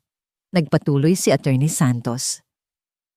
Kapag nanalo tayo sa kaso, ang korte ay maglalabas ng reinstatement order. Ibig sabihin, obligado ang ospital na ibalik ka sa dati mong posisyon with full back pay. Hindi ka nila matatanggihan at sa puntong iyon, nasa loob ka na ulit. Ang plano ay simple, ngunit epektibo. Ngunit may isang bagay na bumabagabag kay Alena. Paano kung balikan nila ako sa loob? Si Rina, gagawin niya ang lahat para pahirapan ang buhay ko. Baka gawan na naman nila ako ng kaso. Dito sumagot si Miguel. Doon na papasok ang ikalawang bahagi ng plano. Habang nasa labas ka pa, sasanayin ka namin. Hindi pisikal na training, natatawang sabi ni Miguel. Mental and psychological preparation. Kailangan mong maging handa sa lahat ng uri ng harassment, paninira, pang-iinsulto, pagbibigay ng imposibleng trabaho. We need to build your resilience. Ang training ay ginanap sa loob ng sumunod na 2 linggo sa isang conference room sa opisina ni Miguel. Si Attorney Santos ang nagsilbing facilitator. Nagkaroon sila ng mga role-playing scenarios. Ang isang batang abogado mula sa team ni Lorna ang gumanap bilang si Rina, at ang kanyang mga salita ay kasing talim ng orihinal. Reyes, bakit ang bagal mong kumilos? May namamatay na sa bed 2. Naglalakad-lakad ka pa dyan, sigaw ng Rina sa kanya. Noong una nanginginig si Alena. Ang mga alaala ng kahihiyan ay bumabalik. Ngunit sa tulong ni Attorney Santos, natutunan niyang sumagot. Nang may kumpiyansa, nang hindi nagpapakita ng galit o takot. Ginagawa ko ang lahat ng aking makakaya, Supervisor. Kung meron po kayong mas mabilis na paraan, bukas po akong matuto, kalmado niyang sagot. Natutunan mo rin kung paano mag-document ng lahat, turo ni Lorna. Bawat utos na sa tingin mo'y mali, isulat mo. Bawat pang-insulto, itala mo ang oras petsa at kung sino ang mga nakarinig. Ang iyong logbook ang magiging pinakamalakas mong sandata. Habang nagaganap ang lahat ng ito, si Miguel naman ay abala sa pagkolekta ng mas mabibigat na ebidensya. Gamit ang kanyang resources, nag-hire siya ng mga forensic accountants para suriin ang mga financial records ng ospital na nakuha nila sa pamamagitan ng mga legal na paraan dahil ang kumpanya niya ay isang major donor. Isang gabi ipinakita ni Miguel kay Alena ang kanilang mga natuklasan. Tingnan mo ito. Ito ang purchase order para sa isang bagong X-ray machine. Ang presyo 10 milyong piso. Pero ang market value ng modelong ito, 6 na milyon lang. Ang 4 na milyong sobra saan napunta sunod niyang ipinakita ang payroll. At ito, may 15 pangalan ng nurse dito na hindi naman talaga nagtatrabaho sa ospital. Mga ghost employees. Ang kanilang sahod ay direktang napupunta sa isang bank account na konektado kay Dr. Sandoval. Habang tinitingnan ni Alena ang mga dokumento, ang kanyang nararamdaman ay hindi na lang galit, kundi pandidiri. Ang pera na dapat sanay para sa mga pasyente, para sa gamot, para sa disenteng sahod ng mga totoong empleyado, ay ninanakaw ng mga taong pinagkatiwalaang mamahala nito. Ang huling bahagi ng paghahanda ay ang pinakadelikado. Kailangan nila ng isang testigo mula sa loob na makakapagpatunay sa lahat. At ang taong iyon ay si Mang Lito. Isang gabi pinuntahan ni Alena si Mang Lito sa labas ng ospital, ilang sandali bago matapos ang duty nito. Nag-usap sila sa isang kalapit na karinderya. Alena hiya, kumusta ka na bungad ng matanda? Ang mukha ay puno ng pag-aalala. Nabalitaan ko ang nangyari sa'yo. Hindi yun tama. Kaya nga po ako nandito, Mang Lito, sabi ni Alena. Kailangan ko po ng tulong ninyo. Ipinaliwanag niya ang lahat. Ang tungkol kay Miguel, ang plano, ang mga ebidensya. Tahimik lang na nakikinig ang matandang guard. Pagkatapos magsalita ni Alena, huminga ito ng malalim. Alam mo, Hija, 30 taon na ako sa ospital na yan. Nakita ko ng lahat. Ang mga doktor na may kabit na nurse. Ang mga gamot na nawawala, ang mga pasyenteng namamatay dahil wala silang pambayad. Matagal na akong pagod, pero matanda na ako. May mga apo ako. Ayokong madamay. Naiintindihan ko po, malungkot na sabi ni Alena. Pero sabi ni Mang Lito at sa unang pagkakataon, nakita ni Alena ang isang kislap sa mga mata nito. Nakita ko rin ang mga tulad mo, mga batang nurse na puno ng pangarap, na unti-unting kinakain ng sistema. Nakita ko ang tatay mo noon, Hija. Naaalala ko siya. Mabait na tao. Naluha si Alena. Sige, sabi ni Mang Lito. Ano ang kailangan ninyong malaman? Sa loob ng sumunod na oras, ikinuwento ni Mang Lito ang lahat ng kanyang nalalaman. Ang mga sikretong delivery sa gabi. Ang mga taong laging bumibisita sa opisina ni Doktor Sandoval, ang mga usap-usapan tungkol sa mga komisyon. Bawat detalye ay isang piraso ng puzzle na bumubuo sa isang malaking larawan ng korupsyon. Pag-alis ni Alena sa karinderya, ang kanyang puso ay puno ng pasasalamat at bagong pag-asa. Handa na sila. Ang mga sundalo ay nasa posisyon. Ang mga sandata ay nakahanda. Ang tanging kulang na lang ay ang hudyat para simulan ng digmaan, at ang hudyat na yon ay ang kanyang pagbabalik. Ang araw ng pagbabalik ni Alena ay isang maulap na umaga ng Miyerkules. Ang hangin ay mabigat na, para bang nakikiramay ang kalikasan sa tensyong nagbabadya. Suot ang kanyang plansadong puting uniforme na tila mas maputi at mas matigas kaysa dati. Huminga siya ng malalim bago humakbang papasok sa pamilyar na sliding glass doors ng pampublikong ospital ng San Lazaro. Sa kanyang tabi ay si Attorney Lorna Santos, suot ang isang itim na power suit, dala ang isang leather briefcase na naglalaman ng sandata nila, ang opisyal na kautusan mula sa korte. Ang eksena sa lobby ng ER ay ang dati niyang nakasanayan, puno ng tao maingay magulo. Ngunit ngayon, habang naglalakad siya ang lahat, ay tila bumagal. Ang bawat pares ng matang lumingon sa kanya ay kanyang napansin. Ang mga bulungan ay nagsimula na parang alon mula sa registration desk papunta sa triage area hanggang sa nurse's station. Si Alina ba yan? Anong ginagawa niya dito? Akala ko ba tinanggal na yan? Sa nurse's station, naroon ang reyna ng kanilang munting kaharian. Si Supervisor Rina Corpus nagkakape habang nagtataas ng kilay sa isang bagitong nurse. Napahinto si Rina sa kalagitnaan ng kanyang sermon nang makita niya si Alena na papalapit. Ang tasa ng kape ay nanatili sa ere ilang pulgada mula sa kanyang bibig. Ang kanyang mga mata ay nanlaki sa gulat na mabilis na napalitan ng pagkamuhi. Sa tabi niya si Brenda at Roy ay natigilan din ang kanilang mga muka ay nagpapakita ng purong pagkabigla. Magandang umaga, Supervisor Corpus, bati ni Alena. Ang kanyang boses ay kalmado at matatag, walang bakas ng kaba. Nagbalik na ako para mag-report sa trabaho. Tumawa si Rina, isang tawang pilit at walang saya. Nagpapatawa ka ba, Reyes? Bawal ang mga trespasser dito. Guard. Ngunit bago pa man makakilos ang guard, humakbang pasulong si Attorney Santos. Hindi siya trespasser, sabi ng abogada sa isang boses na sanay mag-utos. Ako si Attorney Lorna Santos at si Miss Alena Reyes ay narito sa bisa ng isang court order. Binuksan niya ang kanyang briefcase at inilabas ang isang dokumento na may selyo ng korte. Inilapag niya ito nang may diin sa ibabaw ng nurse's station. Reinstatement order. Ipinag-uutos ng korte ang agarang pagbabalik sa serbisyo ni Miss Reyes kasama ang lahat ng kanyang back wages at benepisyo dahil sa illegal dismissal. Kinuha ni Rina ang papel, ang kanyang mga kamay ay bahagyang nanginginig.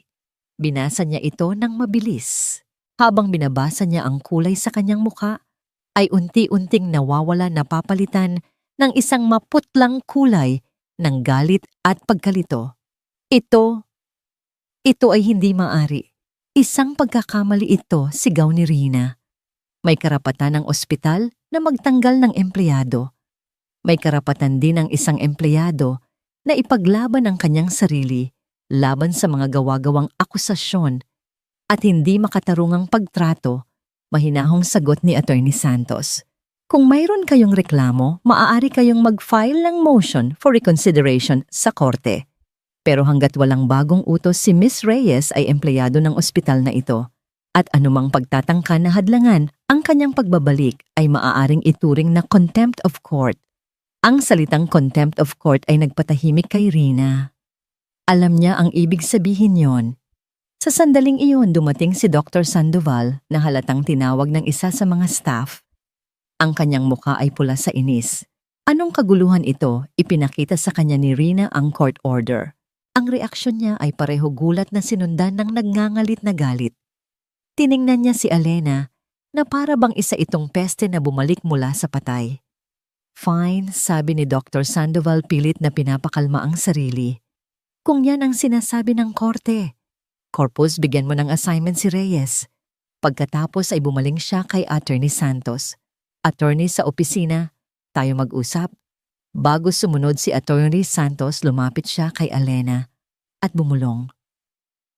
Gawin mo ang napag-usapan natin. Maging matatag ka. I-document mo ang lahat. Tumango si Alena. Naiwan si Alena sa gitna ng nurse's station, kaharap ang kanyang mga dating kaaway. Ang katahimikan ay mabigat. Pagkatapos ay ngumisi si Rina, isang ngising mapanganib. Sige, Reyes. Gusto mong magtrabaho, fine. Ikaw ang naka-assign sa male ward C ngayon. Mag-isa ka. At gusto kong makita na malinis at maayos ang lahat ng pasyente doon bago matapos ang shift mo, utos niya. Ang male ward C. Ang pinakagipit at pinakamagulong ward sa buong ospital. Doon inilalagay ang mga pasyenteng walang kasama, mga matatanda na inabandona at mga kasong nangangailangan ng pinakamasusing pag-aalaga. Karaniwan, 3 nurse ang naka-duty doon. Ang pag-assign sa kanya ng mag-isa ay isang paraan para parusahan siya, para ipamukha sa kanya na kahit nakabalik siya, si Rina pa rin ang may kontrol. Opo. Supervisor, sagot ni Alena, walang reklamo.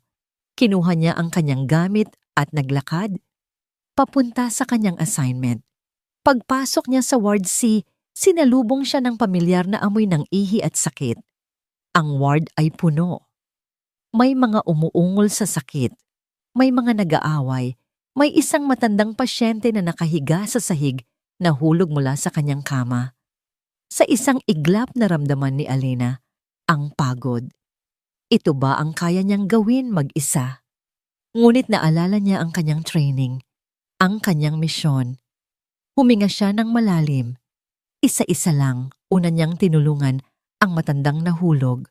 Pagkatapos sinimulan niyang i-check ang vital signs ng bawat pasyente isa-isa. Nagpalit siya ng bedpan, naglinis ng sugat, nagbigay ng gamot. Ang kanyang mga kilos ay mabilis at epesyente, resulta ng 8 taong karanasan. Sa kalagitnaan ng kanyang pag-aasikaso, isang pasyenteng may high fever ang biglang nangisay.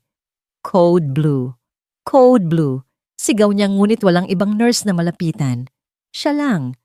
Mabilis niyang ginawa ang protocol. Pinrotektahan ang ulo ng pasyente, inilagay sa tamang posisyon, at naghanda ng anti-seizure medication. Sa gitna ng kaguluhan, isang pasyenteng matanda na kanina pa siya pinapanood ang nagsalita. Ineng, ang sipag mo. Dati yung mga nurse dito laging nakasimangot. Ngumiti si Alena sa matanda. Trabaho lang po.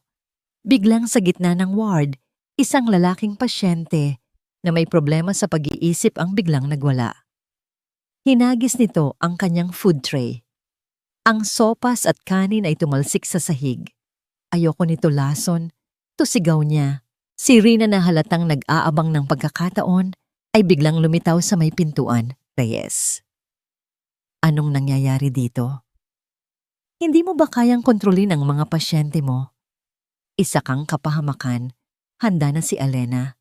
Imbes na matakot, hinarap niya si Rina. Supervisor, kailangan ko po ng tulong dito. Kailangan ng pasyente ng sedative at kailangan ko ng order mula sa doktor. At kailangan kong may mag-asikaso sa ibang pasyente habang kinakausap ko siya. Natigilan si Rina sa direktang sagot ni Alena. Tulungan ninyo siya. Ngayon din sigaw ni Alena.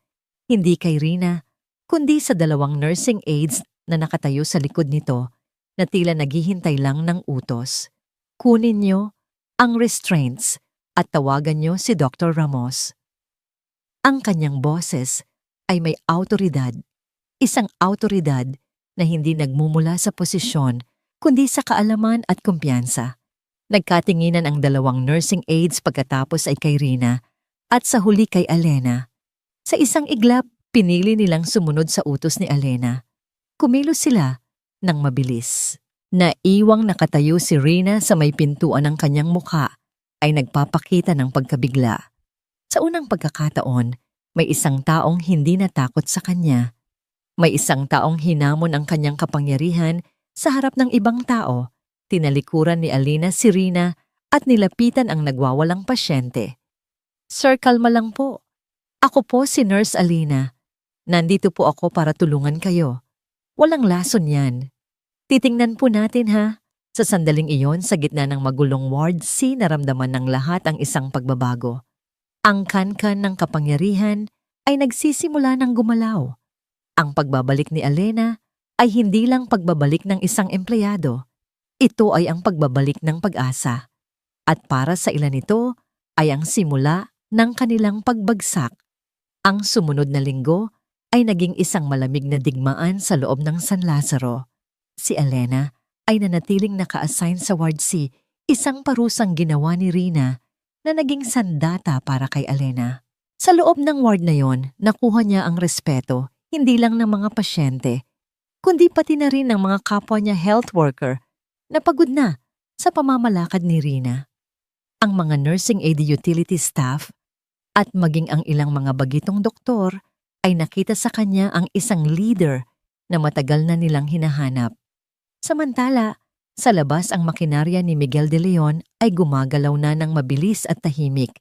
Ang mga ebidensyang nakalap nila mga dokumento mula sa forensic accountants, ang testimonya ni Mang Lito at ang detalyadong logbook ni Elena tungkol sa mga pang-aabuso ni Rina ay isinumite sa opisina ng Ombudsman.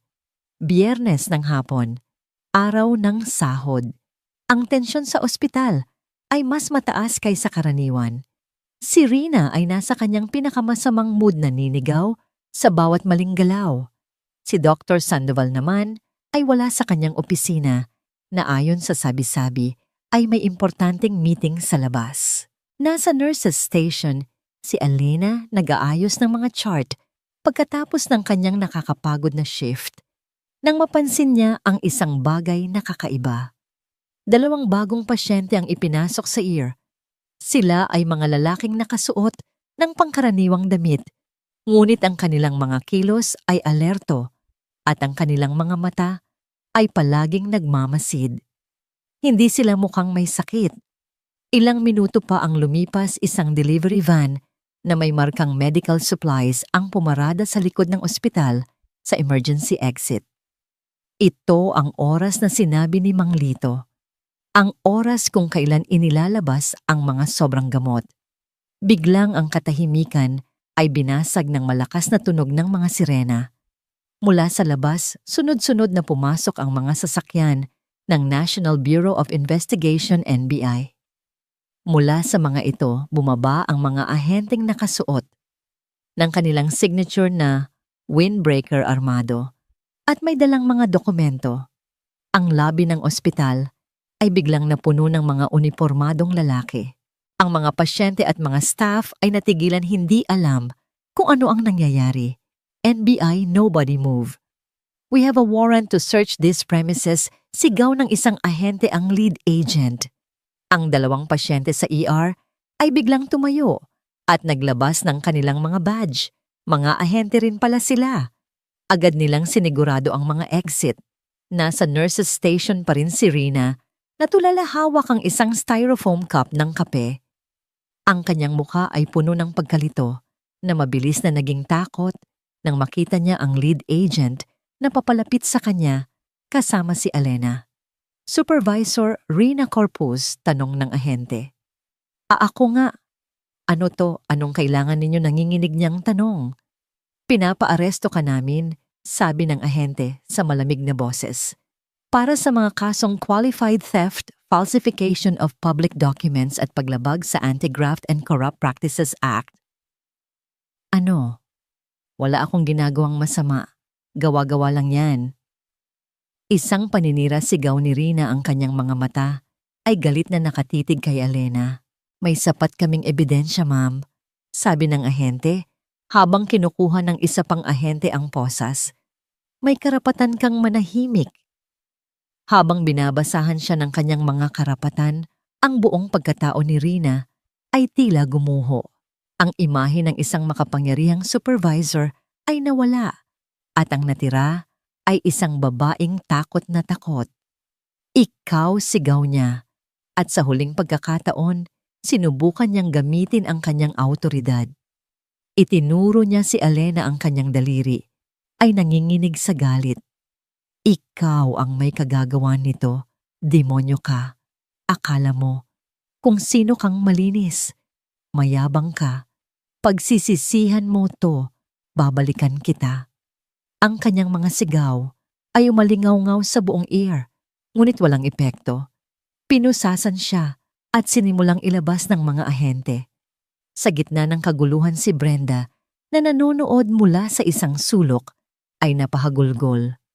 Ang takot na makasama sa mga aarestuhin ay bumalot sa kanya. Tumakbo siya palapit kay Elena, ang kanyang mukha ay basang-basa sa luha.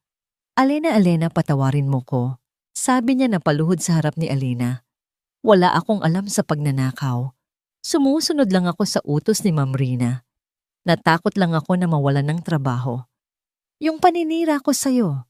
Elena, parang awa mo na tulungan mo ko. May mga anak ako.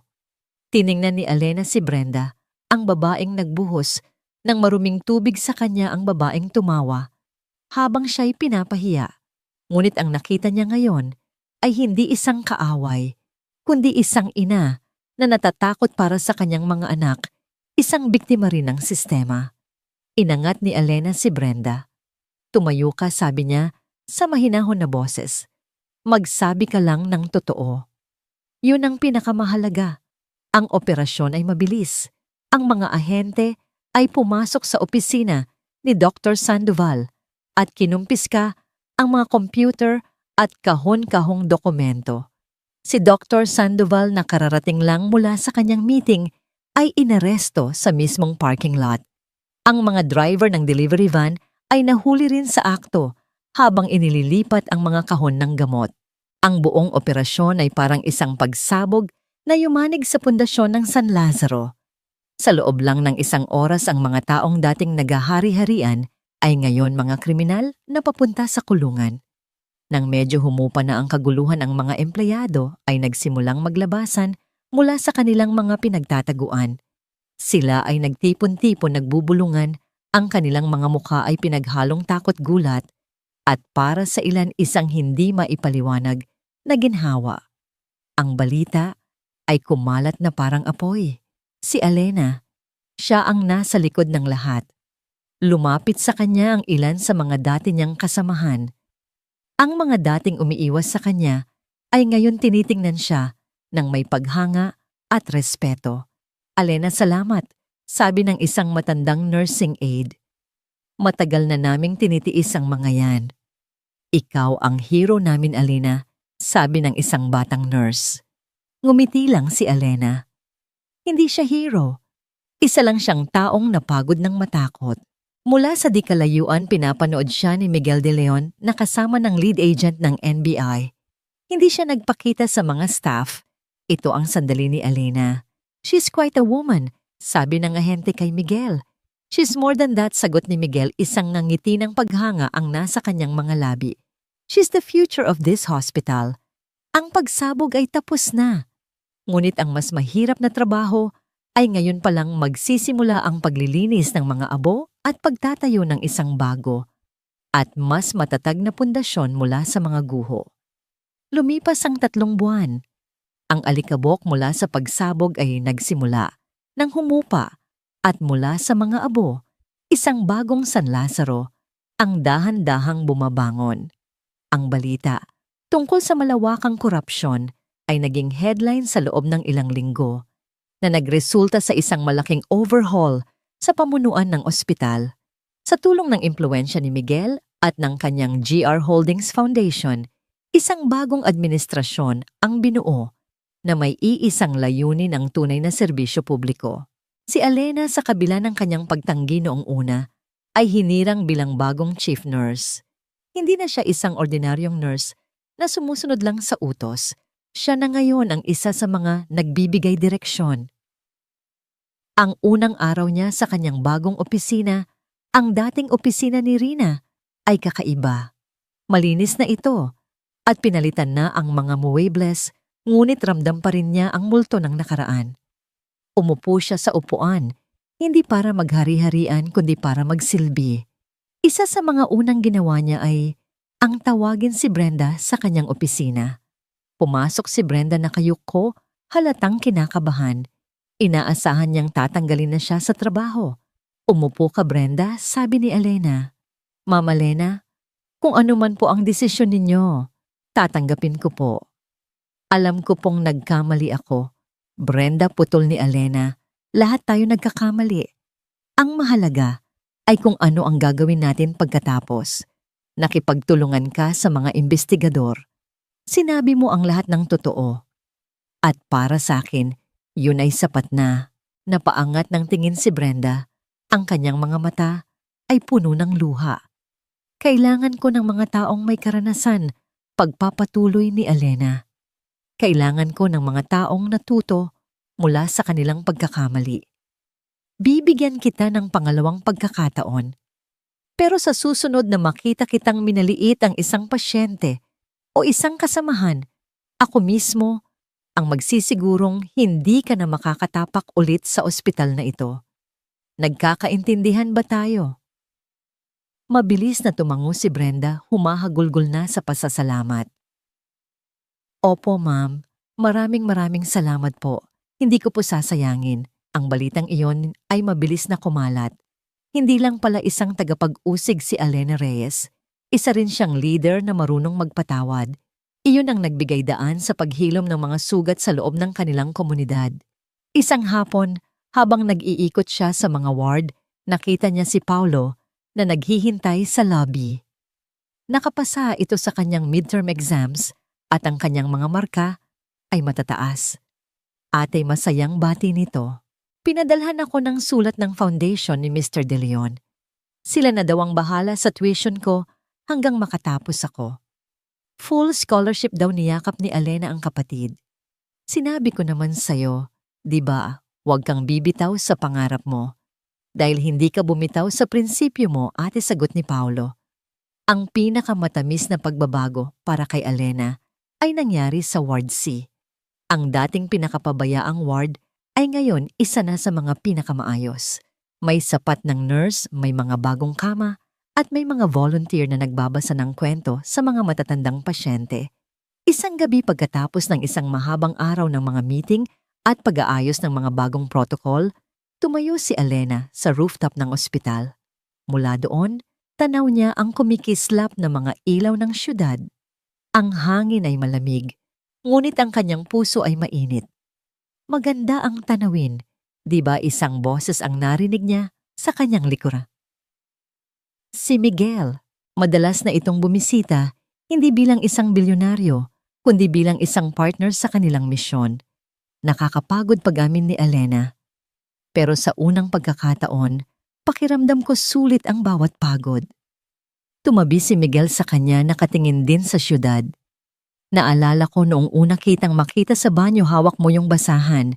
Nakita ko ang galit sa mga mata mo. Dahil akala ko, isa ka lang sa kanila, sagot ni Alena. Isang taong pinaglalaruan lang ang buhay ng iba. At ano ang tingin mo sa akin ngayon? Tanong ni Miguel, lumingon para harapin siya. Tumingin si Alena sa mga mata ni Miguel. Ang mga matang dati nakita niyang puno ng sakit ngayon ay puno ng paghanga. At isang damdamin na pareho nilang alam, ngunit hindi pa nila masabi. Nakikita ko ang isang taong ginamit ang kanyang mga sugat para maghilom ng sugat ng iba, mahinang sagot ni Alena. Huminga ng malalim si Miguel. Dahan-dahan kinuha niya ang kamay ni Alena. Ang kanyang mga palad ay mainit at magaspang mga kamay ng isang lalaking nagtrabaho para sa kanyang tagumpay. Ang mga palad ni Alena naman ay may kalyo pa rin, ngunit ito na ngayon ay mga kalyo ng isang leader. Alena, sabi ni Miguel, ang laban sa San Lazaro tapos na. Panalo tayo. Pero alam nating pareho na marami pang San Lazaro sa labas. Marami pang laban na kailangan nating harapin. Tumango si Alena. Alam ko, hindi ko kayang harapin ang mga yon nang mag-isa, sabi ni Miguel. Masinigpitan ang hawak sa kanyang kamay. Kailangan ko ng partner. Isang partner na kasing tapang at kasing tibay mo. Ang tibok ng puso ni Alena ay bumilis. Ito na. Hindi ito isang proposal ng kasal. Hindi pa. Ito ay isang bagay na mas malalim. Isang alok ng pagsasama sa isang misyon. Handa ka na ba? Para sa susunod na laban, tanong ni Miguel. Ang kanyang mga mata ay seryoso, ngunit puno ng pag-asa. Tumingin si Alena sa kanilang mga kamay na magkahawak. Pagkatapos ay sa syudad na naghihintay sa kanila. Ang bukang liwayway ay nagsisimula nang mamuo sa silangan. Ang mga unang sinag ng araw ay dahan-dahang tinataboy ang dilim. Isang bagong araw, isang bagong simula. Ngumiti siya, isang ngiting hindi na nagtatago ng sakit o takot. Isang ngiting puno ng lakas at pag-asa. Lagi sagot niya, basta't kasama kita. At sa rooftop na yon sa ibabaw ng isang ospital na kanilang binago, dalawang tao mula sa magkaibang mundo. Ang nagkaisa hindi lang dahil sa pag-ibig, kundi dahil sa isang iisang